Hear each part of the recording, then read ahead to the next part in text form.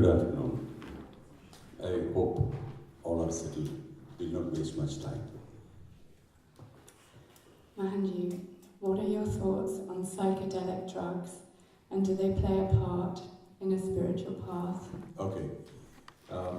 I do not believe in anything external which stimulates us, because that gets us addicted to something outside of us. The ecstasies that you actually need is available inside. But it's a bit of a tough path because we are bound by senses and the mind.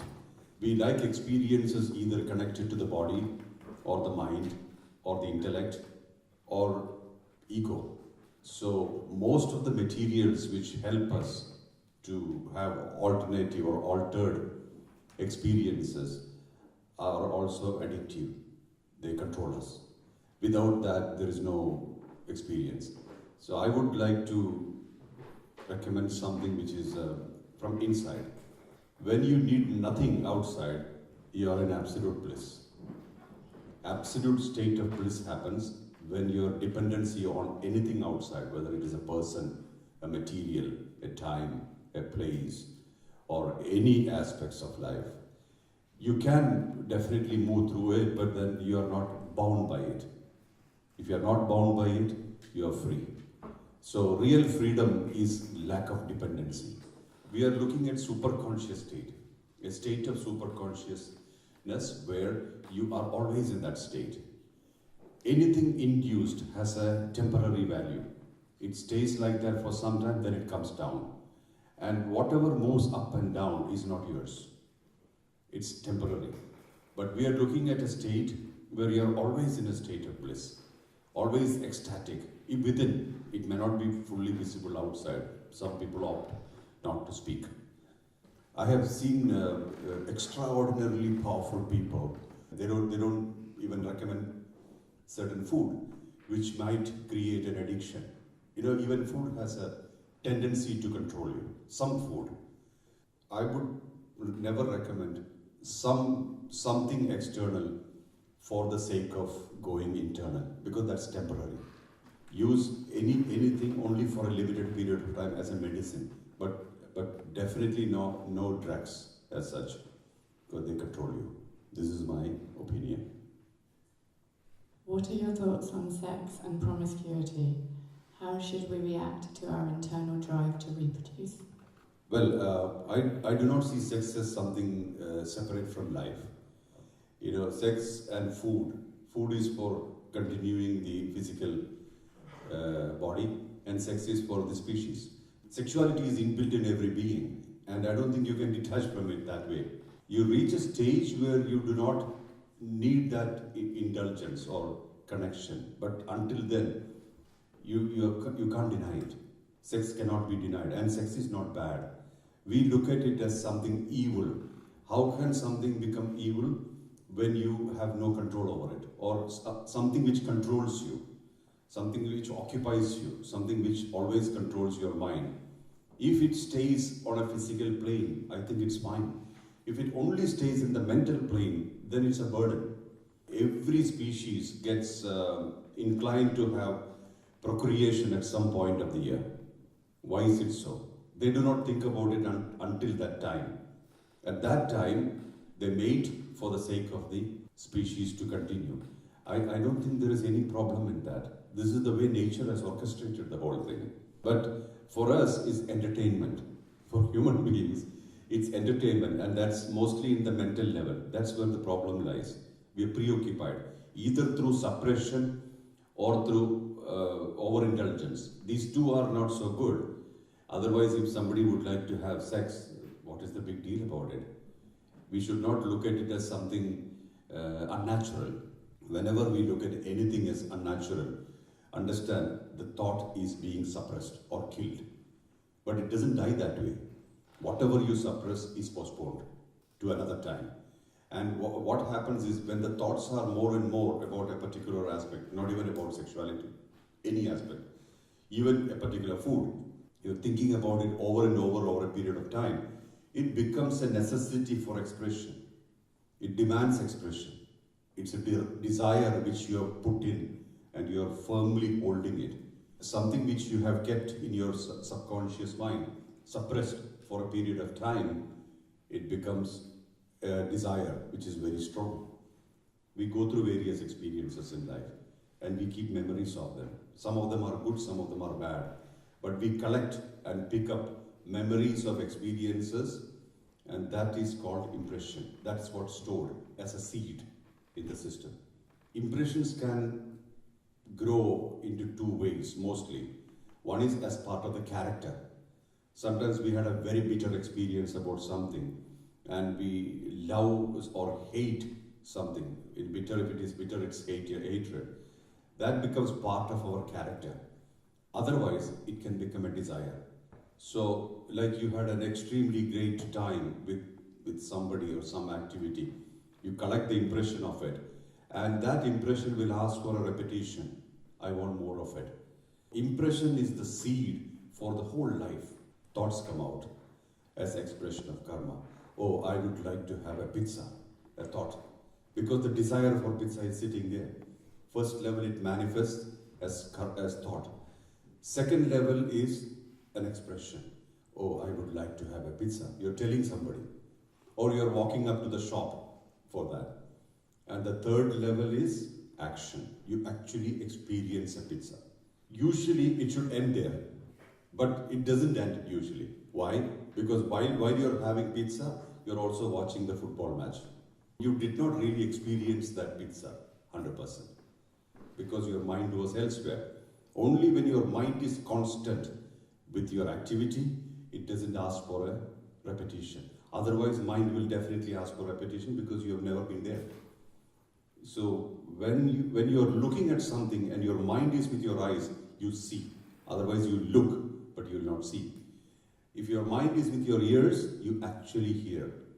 Otherwise, a lot of sounds are happening, it doesn't penetrate. It will not become your experience. If mind is with your tongue, you taste. Otherwise, you will have a lot of food, but there will be no experience attached to it. This is how life works. And this is exactly how more and more desires are created. You had an excellent ice cream, but you were so busy with something else or talking to somebody else. You forgot that you had an ice cream. So next time when somebody asks you, did you have an ice cream? I can't remember fully, because that memory is not really penetrated inside. You did not experience fully. That's why. So this is how it works. You can see today, in today's world, especially since we do not have eye contact, we only talk through WhatsApp. Mostly we forget what we have done that day. We will be catching some emotions and we'll be only on that. We'll be very happy with the number of likes on Facebook, thinking that all these people care. We don't even know whether this is actually an appreciation or have they read or have they understood what you have been through. You're detaching from whatever you're doing and you're focusing on connecting with yourself.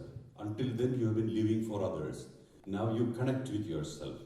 So you start feeling yourself, your heartbeat, your respiration, your circulation, all the things you start feeling, and then you realize, oh, I am the universe I've been looking for. That's a very good stage, in fact, because that's the time when you actually spend time with yourself. Until then, you're not. None of the things around matters. You're focused within. Your breath pattern itself changes. Your desires are all dropped. And you're in a level where you're ready to die. And that's a state where you're already free. Before death itself, you free your mind from all the things around you.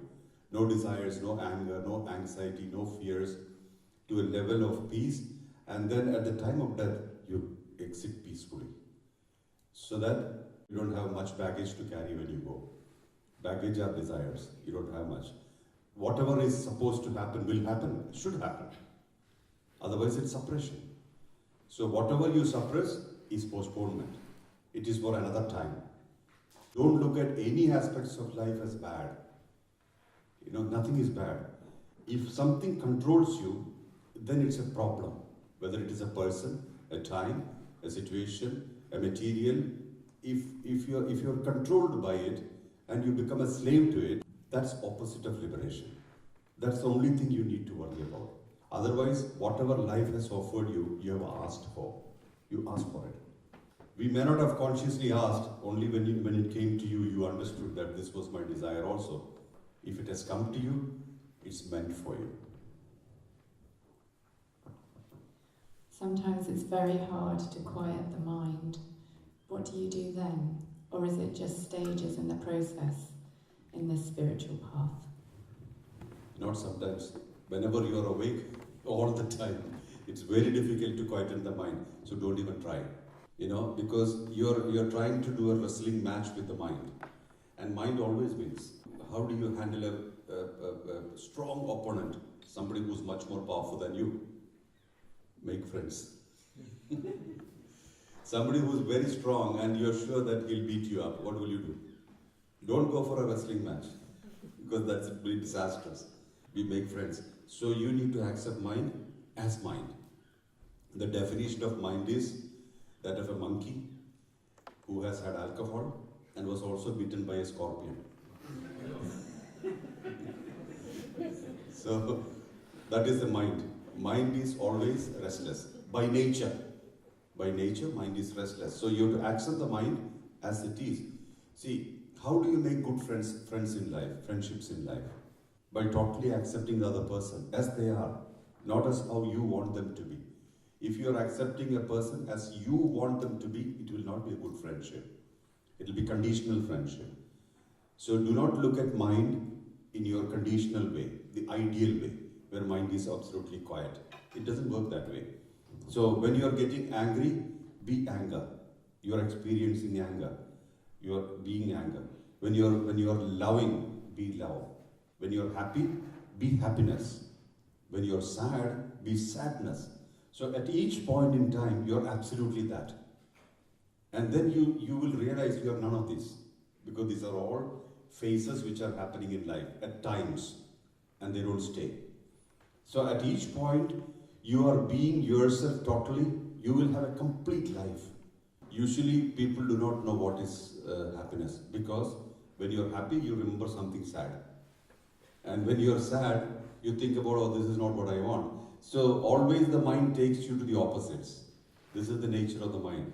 A small child, gets a toy.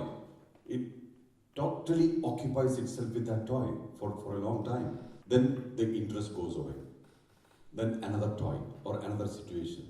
This is the nature of them. They are being their mind 100%. That's the way to overcome the mind. Allowing the mind to totally be as it is. I hope this is understood clearly. Don't try to wrestle with your mind. Don't fight the mind. No boxing matches.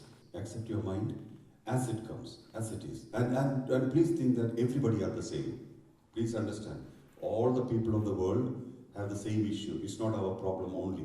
What I have been practicing, I can tell you. Keep quiet and bring this mind outside of your body. Imagine the mind is in the sky. Clean, clear, blue sky. This is like a meditation. You're sitting down, taking the mind out, spread the mind in the sky. You will see many activities happening simultaneously in the mind. Sometimes calamities, sometimes anger, sometimes various things are going on in a fast pace. Don't do anything, just watch. So one part of the mind is inside you and watching this. Other part is outside you, spread out. And as you look into the mind for a long time, certain things starts dropping off and that side becomes clear. Nothing stays in mind forever. Memories do, but memories also changes its colors when it's sitting in the mind. You start looking at the mind for some time and then it starts clearing. If something is not clearing, it's creating a lot of noises. Imagine you are putting them in a sack, covering it with cloth, and you drop it away and say that side is clear. But you sit down and do this practice. You can make your mind clean as you will keep your living room clean in the house. And after a while, if you practice it every day, the TPS, thoughts per second, will reduce. The intensity of thinking will start reducing. You will start catching the spaces of silence. That's what they call the gateway to heaven. Thoughts are less, mind is still, and you are actually experiencing the still mind. Mind is not used to stillness. So it will be difficult in the beginning, But I guarantee you, if you constantly practice this, in 3 months, you will see a big difference. How will you know there is a difference? Things will be happening around you and you will be looking at them peacefully. You will not feel like, oh, I have to get involved. I must do this, I must do that, I must talk. That idea itself will get dropped off. You will think that there is no need for words. Silence is more powerful. You feel good by being silent and you will not be pressured for talking. The less you are pressured for talking, the more of a saint you have become. Pressured for thinking, pressured for talking, and pressured for action. These three things will reduce. So in a year's time, you will see a total shift. A total shift. This is within you. But you have to take your mind out, the noises out, and look at it without involvement. People will come, or somebody talked bad, or somebody abused you. That will stay more like a red sore thing in the mind. Then say, okay, that person expressed it themselves, no problem. Let it be. What have I got to do with it? My mind, my living room should be clean. Throw it away. No garbage in the system.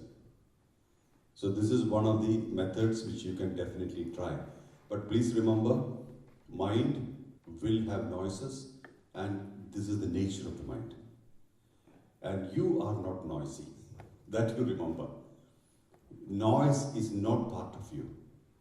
Mind is absorbing all this. And mind uses the senses to get all these things. When the mind is inside, then it is silent. All the time you're looking at the mind, it's silence. But there are a lot of other methods also. But this method, I'm saying because it's tangible. You can actually feel it and you can work on it. One part of the mind, splitting the mind into two, one part looking at the other without any attachment. And from the same person, how do you achieve a spiritual discipline? A spiritual discipline happens to you when your purpose is clear. Like for example, I walk the path of liberation. If you ask me what is your core teaching, one word, liberation. When I say liberation, it means that you are liberated while living, you are with people, with time, with space, with materials, with everything.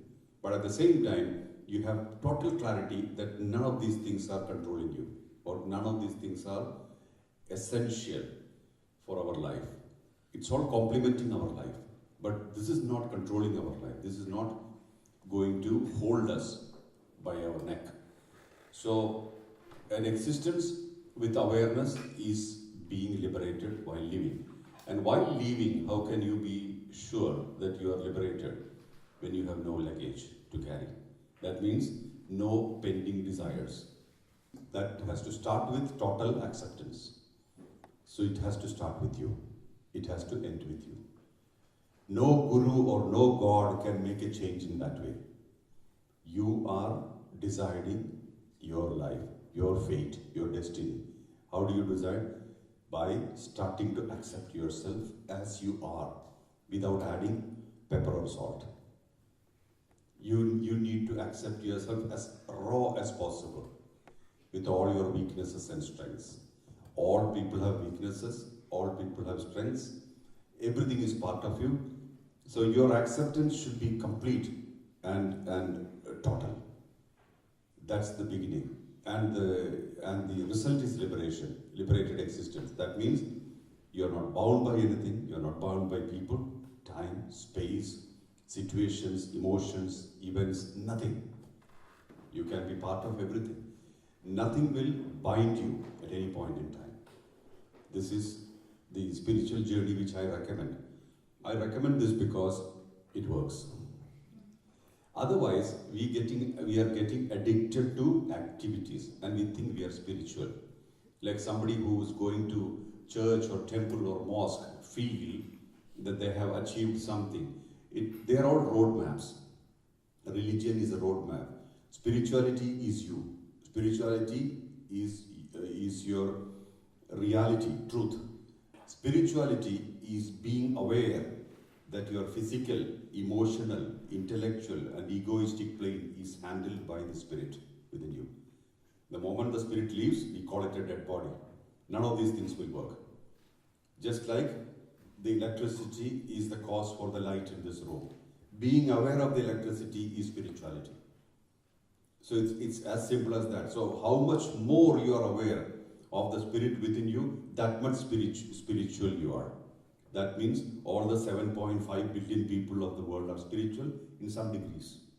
Some people are aware of it much more, means always being aware that the spirit is enlivening or creating the effect in this world as an individual, as an incarnation, through physical, the body, through mental, the mind and expressions, through intellect, the analytical part, or the ego, the personality part. This is all enlivened or all activated by soul. The moment the soul leaves the body, we call it a dead body. That is the awareness of being spiritual. So all the time you are being aware, all my emotions, all my activities, all my the presence, everything is orchestrated by this soul, then you are spiritual. You don't need to go to any place to be spiritual. You are spiritual. Then why do we go to temples, mosques, places of power, worship, etc.? Because those places help to open up dimensions in you. Some dimensions which are hidden or not so open, when you go to a place and do a meditation or a prayer or participate in some rituals, it opens you up. That's why we go pilgrimages. But that's not going to decide how spiritual you have become. If you do not have awareness, you have no spirituality. This is how it goes. So be very clear about what is being spiritual and what is being religious. Being religious only means you are following certain teachings or following a roadmap. Being spiritual is being you. You are being spiritual, 100%. And that's much more important in life than following any religion or any guru or any particular path. What are the clear benchmarks of being spiritual? It's very easy. Number one, stillness of mind. Whatever happens, your mind is still. You are contented, you are happy with what is available, and you are not always complaining, and you are not trying to prove anything to the world. You don't need anybody's approval either. So you are being your incarnation totally, because you are unique. Nobody else is like you.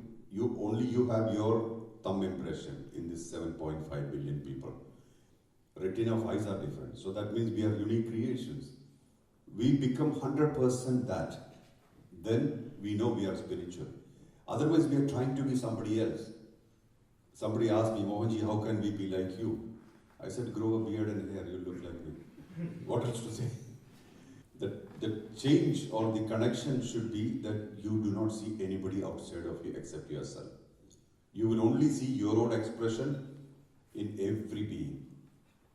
So that unity will happen once you connect with yourself totally. That's a sign. Second sign, fearlessness. You will have no fear. You will have no idea what is fear. Total fearlessness. Here, you know the fear exists, but you have nothing to do with it. That fearlessness. Whatever people say about you, whatever people think about you, whether they approve you or disapprove you, or your urge to prove something to the world, everything will drop off. It's not worth it. No wasting time. You are being you, and that is reflected in people around you. Clear sign of spirituality. Spiritual stability. Deeply troubled by the terrorist atrocities and loss of lives. Very hard to feel peaceful when you see so much suffering. Yes. Why does God allow his children to suffer and kill innocent brothers and sisters? I don't know what concept of God you're talking about. Not as a school teacher sitting with a stick and said, this is okay, this is not okay. God is a reflection of our soul. Soul is like petrol of the car. Our soul, the soul sitting in you. Have you ever spoken to your soul? Soul is walking with you, sitting in you. Soul is your true guru, but have you spoken to soul? Why we haven't spoken to the soul? Because we have not gone to that level of subtlety or silence, where we can actually communicate with our soul. then Supreme Soul or Super Consciousness is God. How do we talk to Him? How can a drop become an ocean? The drop must fall into the ocean. Then you are not existing, only the ocean is existing. A soul becomes God when the soul doesn't exist separately from the God. So Supreme Consciousness, pure energy, is not deciding our fate. What is it doing? Providing facility to express. What creates a Hitler or what creates a Jesus? Collective consciousness. It's a group of people demanding a particular reality that creates a Messiah. That also creates a violence. Same machinery is working in different way. A lot of people living in fear will attract calamities. People who are insecure and people who are generations insecure, angry, hatred, suspicious, they create that kind of effect. The terrorists are not born terrorists, they are created by certain things, certain ideologies, certain methods. So what can we do as individuals here? We invest on positivity, become living examples of peace, non-violence, those kind of things. There's no way you can go and tell a terrorist or a person who wants to put a bomb and destroy things, say, come and meditate. Because the mindset is not helping them to meditate. They don't find peace within themselves. So this is the way the society is moving. I call it sign of times. Sign of restlessness, this is the sign of times. And various teachers have predicted this will culminate by 2022. Because 10 years of that transition, the highest message you can deliver to the world is yourself. Not preaching, not by talking. See, today, everybody talks, nobody listens. Have you seen Facebook? A lot of people quote a lot of masters, nobody believes in them. Isn't it? So you can fall in love and get out of love, everything through WhatsApp. You don't have to see a person. Everything is automated, mechanized. Albert Einstein has said this. We are looking forward to a world of idiots who do not see eye to eye. This is happening. And that's why these certain ideologies are going in, because they do not see something else. If you ask any animal, any bird, any being, any human being, what do you want in life? They will say peace of mind. Shanti. Nobody will say, I want war, or let me kill some people and die. So why is this distortion happening then? It's manipulated ideologies. Something which is spread into the brain, which is destructive by nature, self-destructive and destruction for other people. This is exactly the sign of times. I always tell people, don't energize negativity. Instead, invest in positivity. Do the right action. Help the helpless. Keep asking, what else can I do for them? The story of Jean Valjean, the bishop, nobody was giving him accommodation and food in that story. It's a movie, feature film. Finally, he came to the church and he was tired, he was waiting. So bishop opened the door and asked, why are you sitting here? So he said, I'm hungry, I'm tired. He's ex-convict. He was in the prison. Nobody is giving me any food. He said, come inside. He was given some soup and some bread and he was happy. Then he said, don't go away, sleep here tonight. So he gave space for this guy to sleep in the church. And in the night, he stole the silver candle rods, and he left. Police caught him and brought him to the church, saying that we found this man in the street with the candle holders of the church. He asked Bishop that this guy stole from here. Can you confirm that he stole? Bishop said, no, I gave it to him. The goodness that he expressed converted this man forever. If goodness is what we are giving to the world, it has the power to transform anybody. Usually what we do is that we condemn and we criticize and we judge and we make people worse with our activity. That's why I always say, invest in positivity. What you are giving to the world is what makes you, your message to the world. It's important. If you cannot give positivity to the world, cultivate positivity in you and let your life be the light for the world. Means you are not acting in the world. Not everybody can be in the world. I mean, some people are hardcore extroverts, introverts. So what they can do, their life of calmness, kindness can become message to the world. One thing I can tell you, no books can be more powerful than your life. The life is your highest expression. And what you are consistently expressing to the world, that's how the world will remember you. This is important to know. Are there many levels of being apart from physical for growing spirituality? What level is humanity on?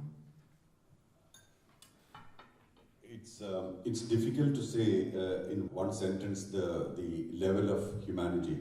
We have various types of being walking this earth, which I'm sure most of you know. Beings who have evolved through various beings into human form. And within that itself, there are beings who are animalistic more than human in the human body, and people who are more godly in the human body. So we have a wide range of people. So you cannot generalize the frequency of the earth right now. You can see very low frequency which is creating wars and very high frequency which is creating peace. Both are coexisting. And where you stay, that tells you which category you belong. If the mind is full of calamities, anger, hatred, we are judging everybody, we don't like anybody, or we are so bound by likes and dislikes, then we have work to do to the level where we accept things. That has to start with self-acceptance. Accepting yourself, then we automatically start accepting life. And that gives you strength and power. All the time we have coexisted with various beings, not only from Earth, but we do not see them. There was one alien ship crashed somewhere in USA, and they caught one being, and they were interrogating this being, and this being was not talking. And they even brought a saint from India to talk to her. After a while, this being asked this nurse, telepathically asked, "What is your language?"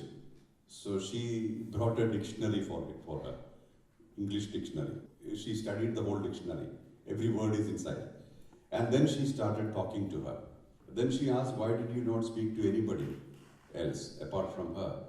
Then she said, "You are the only unselfish person in this place. Everybody else have an agenda. They all came selfish. They are all selfish. I do not speak to them." Then she asked, "What about the saint?" "Oh, he's full of ego."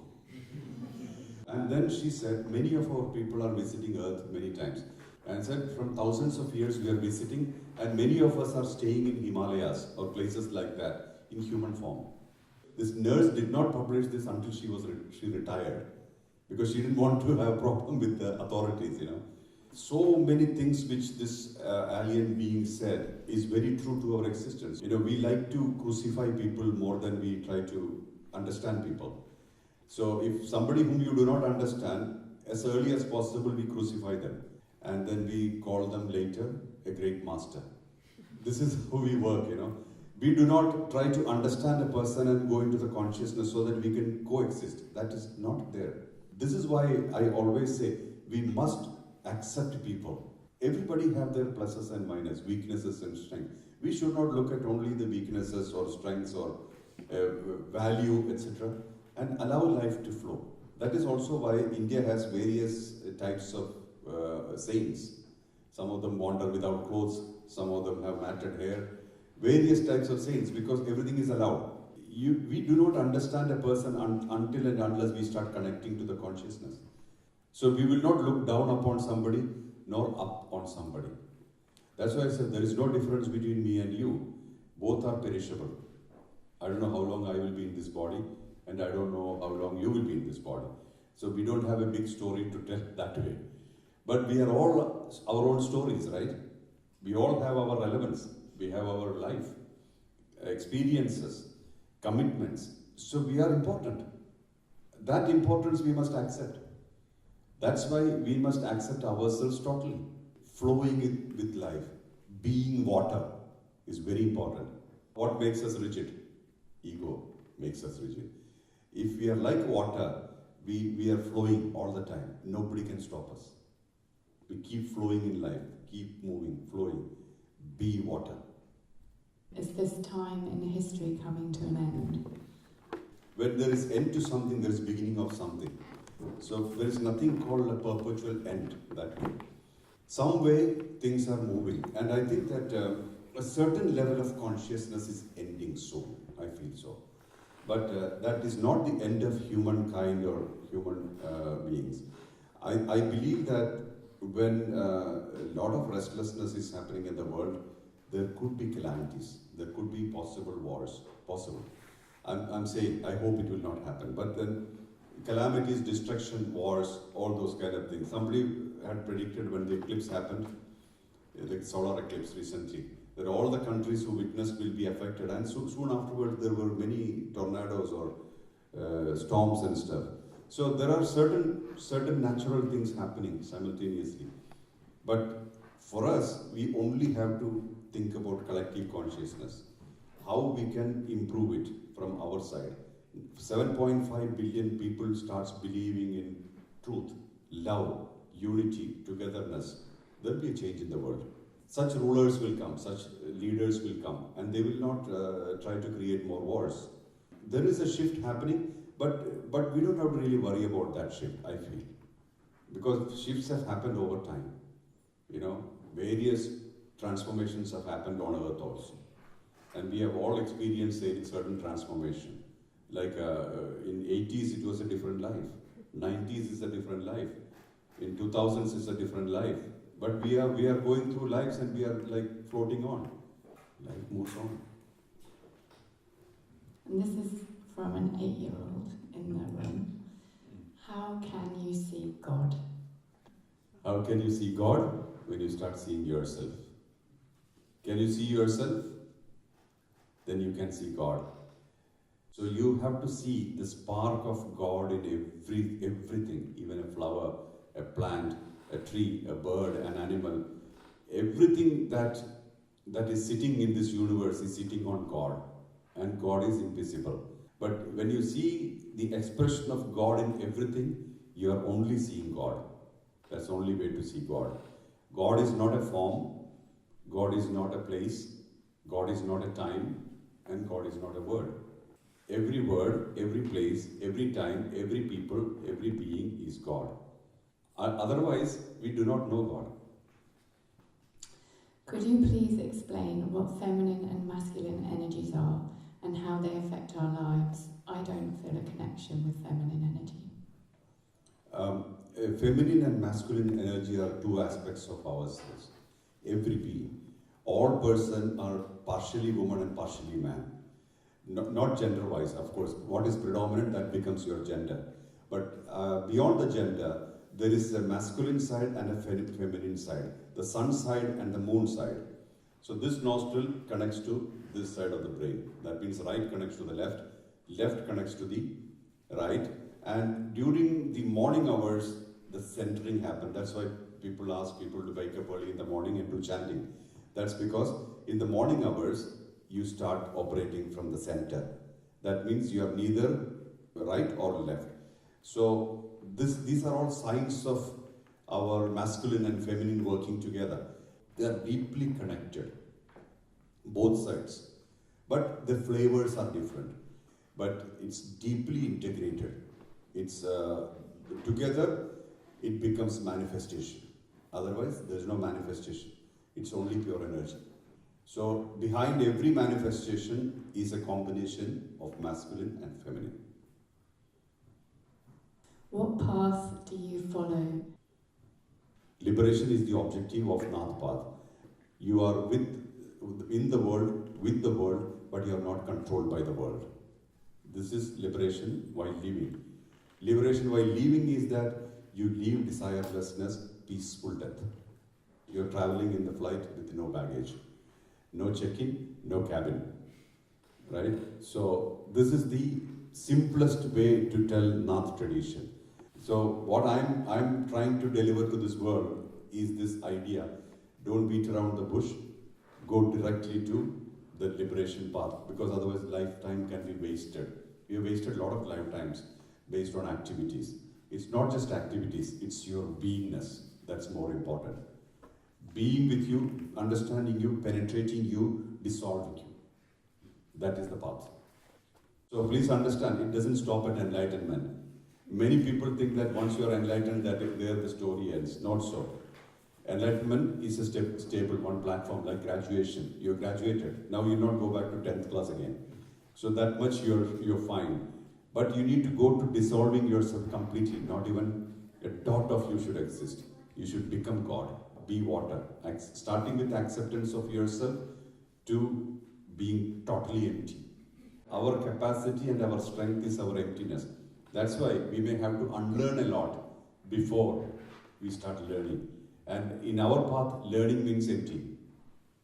Even I don't exist. And I'm fine this way. Just be water.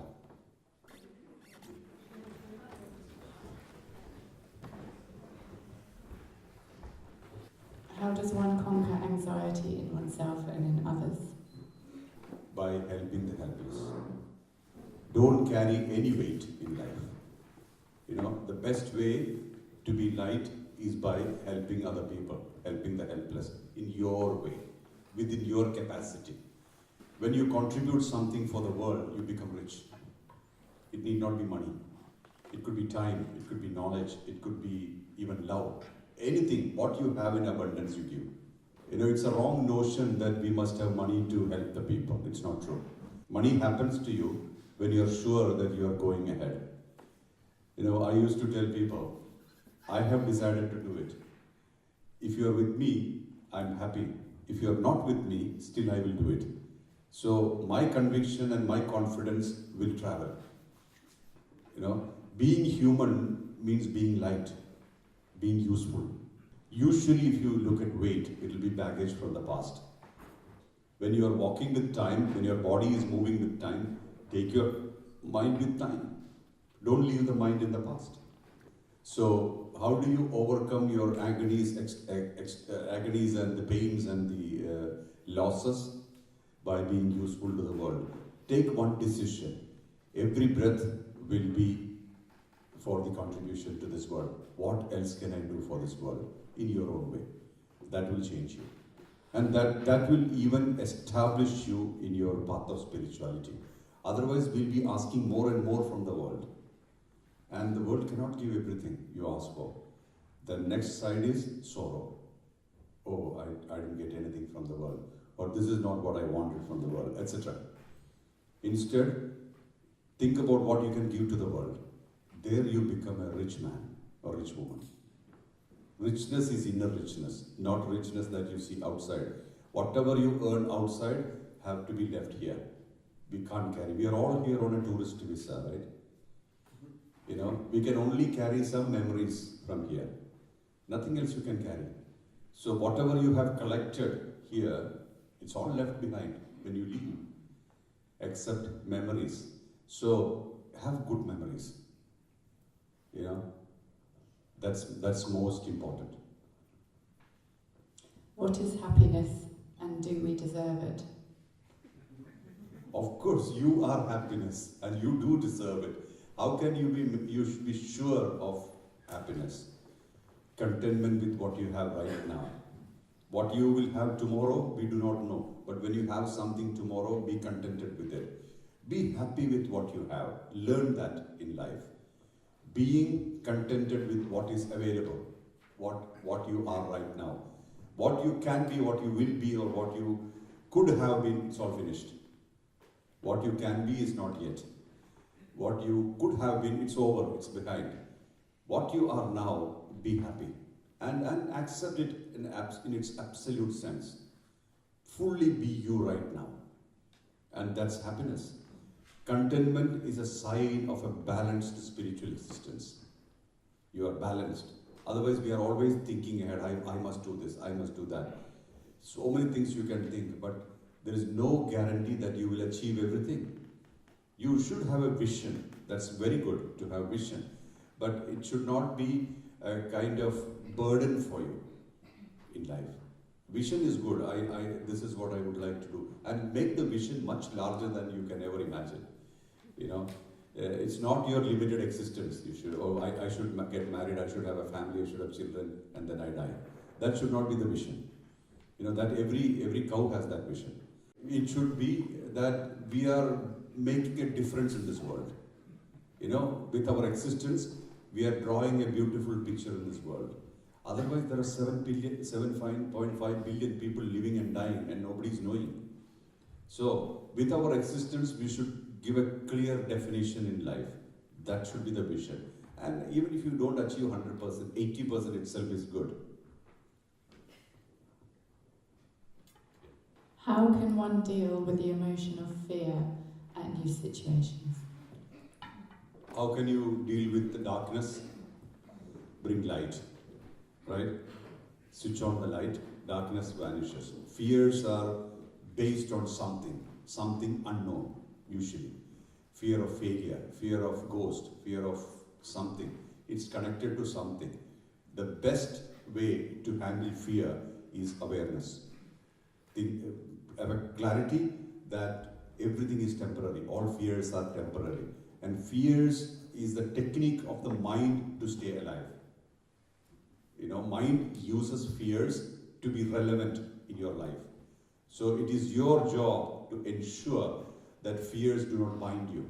A clear sign of spiritual stability is fearlessness. What is there to be afraid of? You know, the moment you are not afraid to walk alone, you will be so powerful, you will be so free. You know, people go to a master and say, I will give you my time. Master will be laughing. What time can you give? First of all, time doesn't belong to you. You belong to time. So you're promising something which you don't even have. And then what can master give you? Timelessness. That is also fearlessness. You know, what will the master give you? Immortality, where you're not bound by birth or death. That becomes immortality. But what you can give is yourself. You be immortal, you're immortal by birth, nature. Don't look at only this body and this duration of life. This is temporary. But by nature, you are immortal. How do you know that you are immortal? The more you connect to the soul which is driving the whole existence, then you realize, this is me. This is the real me. And I'm not bound by time that way. You are a time rider, like you are a wave rider. Time and space are relative stuff in the path of duality, whereas in the creation, on earth. But you are not bound by them. You are immortal by nature. So the Guru tells you, or teaches you, or makes you understand, this is what you are. Then you connect to yourself and you realize, oh, that's the truth. Then there are no fears. What can you be afraid of? Highest fear can be death. You are not existing. Death. But that's not the end. You know. So you realize, well, I have no end. I have no beginning. Then you realize everything is illusion. The whole fear structure is illusion. It's based on something. The moment the light is on, everything is clear. Otherwise, you think a lot of ghosts are sitting here. You know, when you put the light on, you realize there are no ghosts. It's illusion. As long as you root yourself on relative truth. What is relative truth? I'll give you a simple explanation. I'm standing here. Vijay is standing next to me. Another person is standing next to Vijay, who's taller than him. So I'm telling, oh, he's a tall man. So I'm right? He's taller than me. So I tell him he's a tall man. The other guy is taller than Vijay. So he's a short guy. He's also right from his angle. And Vijay is shorter than him. So who's actually right here? If I say Vijay is 6 foot 2 inches tall and the other guy says he's 6 foot 2 inches tall, we both are same. This is absolute truth. Otherwise, from my angle, I say something and that's relative truth. Whole existence is on relative truth. If you look at your life, it's our opinion based on our experience, our understanding. This is what we call truth. Do you believe that these are absolute truths? Usually not. And based on which we create fears. What will happen in the future? You know, people come to me and ask me, Mohanji, can you tell something about my future? I said, I don't even know my future. How will I tell you your future? See, these are all fears which have come out of a feeling that something bad can happen or something can be different. but there is nothing like it. Life will take you forward. There is a saying in the scriptures, if God has given you the mouth, He has found the food also. We must trust that it will happen. And you walk with this trust, things will come to you. If you read the autobiography of Avadhuta, his guru told him, you go to the north of India, to the Himalayas, but do not accept money. Don't touch money. Secondly, do not beg for food. If food comes to you, accept it. If food doesn't come to you, observe fasting that day. Tall order. You will be totally at the mercy of the existence. You become powerful.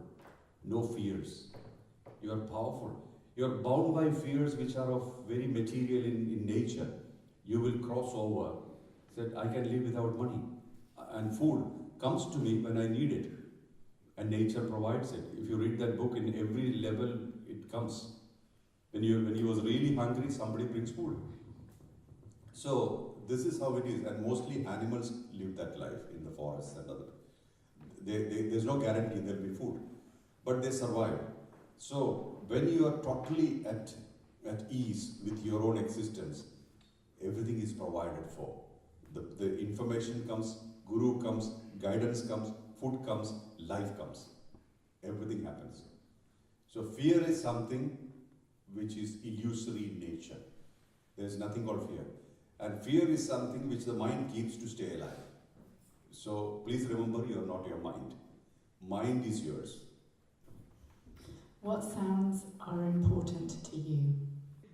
I was preoccupied with silence when I was evolving. I don't know whether I've evolved still. But early 2000s, when I was working in the logistics industry, shipping industry, I used to go to Himalayas every opportunity. Whenever I get a few days off, I fly to Himalayas. Even if it is for one day, it's fine. So I used to go there and I meditate in certain cave and stuff like that. And one day when I was sitting and meditating not meditating actually, I was just observing breath. I wasn't doing anything great, just watching the breath going up in and down. And that time some information came, because usually information doesn't have to be from the books or gurus. Sometimes it happens from inside. Said that, have you felt that space between your breaths, between your inhalation and exhalation? There's a small gap. That's the gap which you should conquer. Good enough. So I was sitting conquering that gap. And after a while, it was kind of a communion, but I got a message. Why are you going to Himalayas all the time searching for silence? So I said, that's the answer, searching for silence. Then the answer came, that's why you're not getting it. You're going to a space which is silent, and you believe that you've found it. When you come back, you're full of noises. So you have got nothing. Don't be in an illusion. If you have to get silence, catch silence in the midst of noises. The core of noises, you should find silence. Then it's yours. Nobody can take it away from you.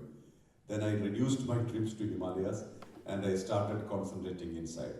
You bring your head into the heart center and be in that silence. That means it's like the head is going down and it's staying here, the heart center of chest. And then you are immersing yourself in silence. So that was a blissful state for many years. I think I took about 5 or 6 years absorbed in that silence. So that became a kind of bliss I didn't want to meet people. I was working and I work and I come home and again I meditate. So most of the nights I used to meditate and I used to feel that. So, but again I started feeling, am I escaping from life? Because this is a very thin line. You can be evolved and you can be an escapist. Being escapist, it's a wrong thing. You cannot run away from life. So you have to be here, concentrating. So after a while, silence becomes you. Only when I am established in silence for 5 or 6 years, I started talking. And that too, when you become silent, you have no urge to speak. No TPS, thought per second. No thoughts. No thoughts. And thought itself becomes loud. When you're sitting there, if somebody else is thinking, it hits you. Because you are so silent, anybody's thought can become so loud in the mind and so bizarre to listen to it. And you can imagine the thoughts are not always so good thoughts. So it was a strange situation. But then the sound which I would like to recommend for you to pursue is the sound of silence. But that not going elsewhere, by wherever you are, being in your activity, being in your life, find silence. That will be yours, and that will be very powerful. This is freedom, where you are not pushed into talking, pushed into expressing, and you are totally rooted. And also, please understand, you can be that even if you are next to somebody who's already established in silence. You don't have to achieve it yourself. Just like you go into a smoking room and you come out as if you have smoked cigarettes, right? It's almost like that. When you are constantly with somebody who's established in silence, automatically your TPS goes down. You become silent, more and more. Even you look at the picture or you connect to somebody who's established in silence, even that works. It need not be physical proximity. A connection from the mind. You only see that oozing silence. And then you become silent. And then you become fearless. So I think the greatest sound or the music you can ever listen is silence. What is true love? I think you should tell me that. True love is freedom. When you know you are established in freedom, you are freedom, and you look at another person as yourself, that's true love. You look around and you see nobody else. You only see yourself, and your love has no boundaries. You are not loving another person for something, for any reason. You love somebody because you see only yourself. You love yourself and you see yourself in others, and then it's only love. And that's very powerful. No agenda, no plan, no expectation, and it's total unity. This is possible, definitely possible. You should not see my body then. What do you see? Consciousness. It's one consciousness working in everybody. One soul in all beings. All one. That's possible. Otherwise, we only see faces, different images, different people. And you can't love fully. Because you think, oh, this is not me. He or she looks different. But you remove the physical and then you start seeing, oh my God, this is me in another body. We will meet again. Thank you for coming together. We are connected. We are definitely connected in consciousness.